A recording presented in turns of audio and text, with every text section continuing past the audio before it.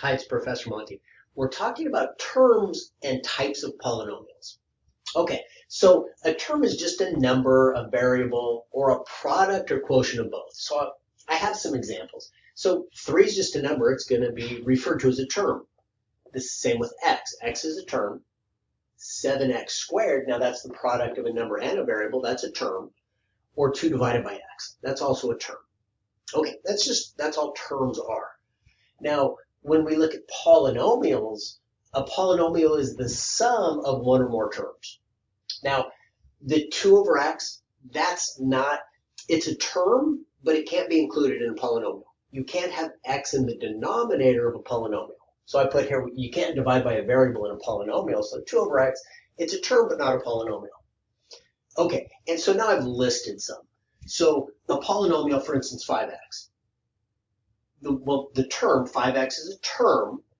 Since it only has one term, we call it a monomial. Now something like 6x minus 4, we have 2 terms. One term is 6x.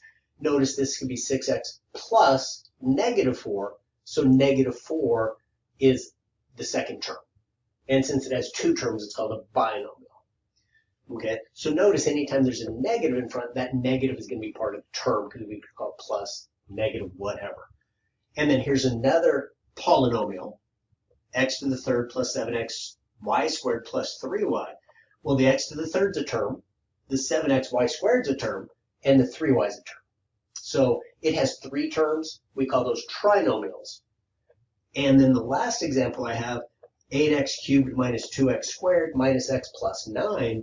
It's got 1, 2, 3, 4 terms. So the 8x cubed, the negative 2x squared, the negative x, and the 9, those are all terms.